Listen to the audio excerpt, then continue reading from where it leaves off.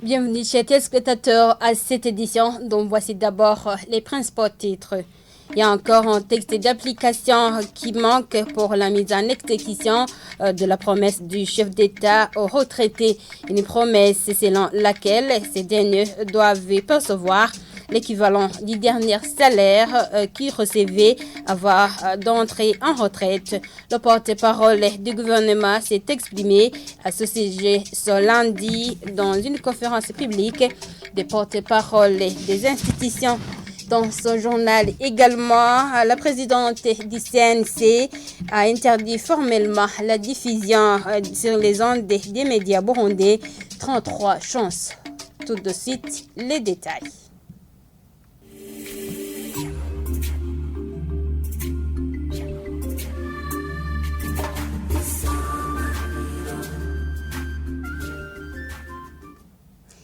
Bienvenue encore une fois. Un texte d'application manque toujours pour que les retraités perçoivent une pension équivalente au salaire qu'ils percevaient dernier mois avant leur entrée à la retraite. C'est a dit le secrétaire général et porte-parole du gouvernement ce lundi lors de l'émission publique animée à partir de Chibitoke.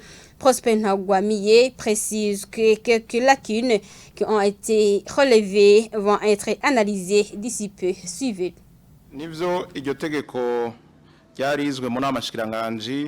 C'est vrai, le projet de loi a été analysé au Conseil des ministres, puis transmis au Parlement et il a été adopté et par après, le président de la République a apposé sa signature. Pour le moment, il reste la signature pour le texte d'application. La loi qui a été prise donne des orientations globales sur le souhait du chef de l'État qui donne à un retraité une pension équivalente à son dernier salaire avant sa retraite.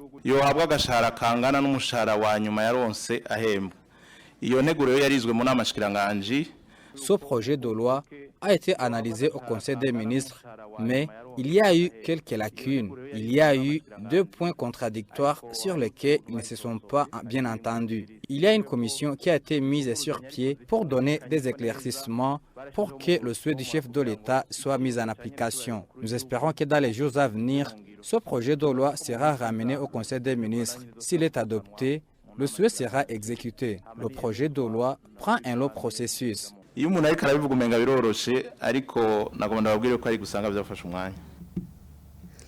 L'Agence burundaise de régulation et de contrôle des assurances Arcan sigle a organisé ce lundi une séance d'information, de sensibilisation des journalistes sur la matière des assurances et sur la loi qui régit ce secteur.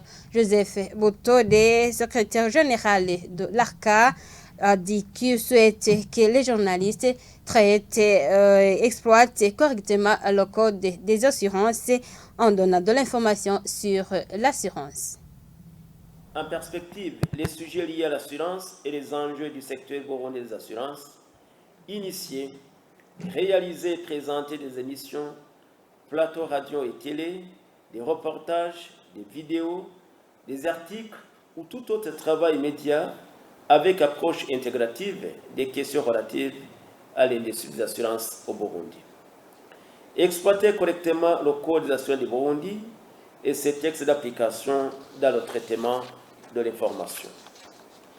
Au-delà de la sensibilisation des professionnels des médias pour produire un discours médiatique et des papiers exempts de confusion de fond, cette séance vous offre également un cadre d'échange pour permettre d'appréhender l'assurance comme quelque chose qui fait notre vie quotidienne parce que nous sommes conscients que tout ce que nous touchons, portons, transportons, conduisons, mangeons, etc., est affecté par l'assurance à un moment donné.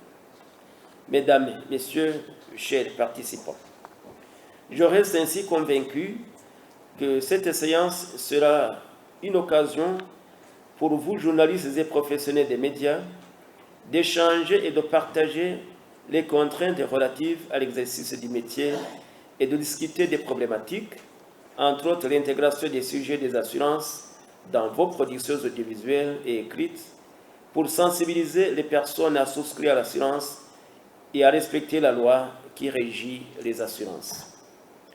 Je ne saurais terminer ce propos sans remercier encore une fois tous les journalistes et professionnels des médias publics et privés pour leur rôle combien important dans la promotion du secteur des assurances et leur contribution à la visibilité des actions et interventions de l'Agence de régulation et de contrôle des assurances. 33 chansons ont été interdites par le Conseil national de communication de les diffuser sur les radios et télévisions exerçant le métier sur le Burundais. Vestine Nahimana, présidente de la communication, explique que ces chansons portent atteinte à la culture et aux bonnes mœurs du pays. Suivez-la. Préserver les mœurs. Le Conseil national de la communication porte à la connaissance des médias que les chansons suivantes sont interdites de diffusion à partir de ce 24 avril 2023.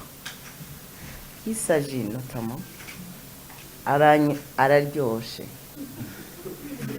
Mpamagara, Umunyuka, Nyash, Ikinyafu, Hindukira, Ikigori, Body by the One, The Fizo, Nyaranja, Akadaje, Inzoga ni baby,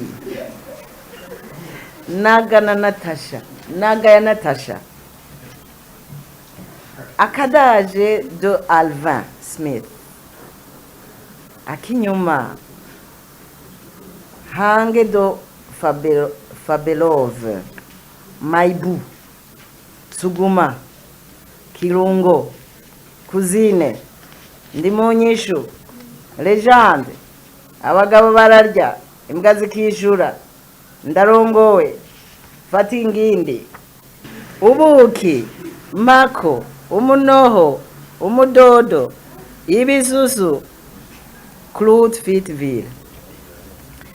Nous venons de proclamer 31 chansons à balayer sur tous les médias du Burundi.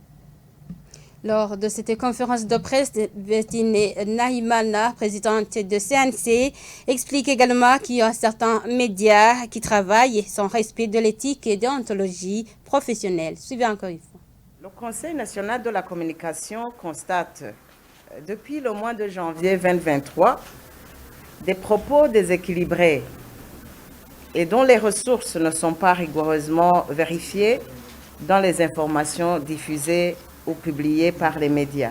Des traitements partiaux et tendancieux ont été constatés dans les médias en ligne, des écrits ou propos diffamatoires à l'endroit des personnes diffusées par les radios, des propos mensongers ont été remarqués dans les contenus des radios, des informations, musique ou chansons et ou images portant atteinte à la moralité et aux bonnes mœurs, confère la loi sur la presse, article 62, alinéa F, ont été visualisés. De l'apologie du crime a été enregistrée. Des outrages au chef de l'État ont été identifiés. Des incitations déguisées à la révolte, à la désobéissance civile et aux manifestations ont été diffusés. Des écrits ou propos incitant à la haine politique et ethnique ont été constatés. Le dénigrement et les exagérations des faits ont été lus. L'atteinte à la confraternité a été observée. Une atteinte à l'ordre et à la sécurité publique et les propos propagandistes ont été relevés. La non-séparation des faits et des commentaires, et les exagérations des faits ont été identifiés. Dans le centre de monitorage des médias du Conseil national de la communication a relevé aussi les plagiats. Enfin, l'atteinte à la moralité et aux bonnes mœurs, confère toujours la loi sur la presse, article 62, alinéa F, a été également la faute la plus récurrente et grave au cours du 3e trimestre. Les fautes les plus récurrentes sont, entre autres, A, le déséquilibre de l'information, B, l'atteinte à la moralité et aux bonnes mœurs, confère la loi sur la presse, article 62, alinéa F. C'est par ici que nous mettons un point final à ce journal. Merci de l'avoir suivi. Au revoir.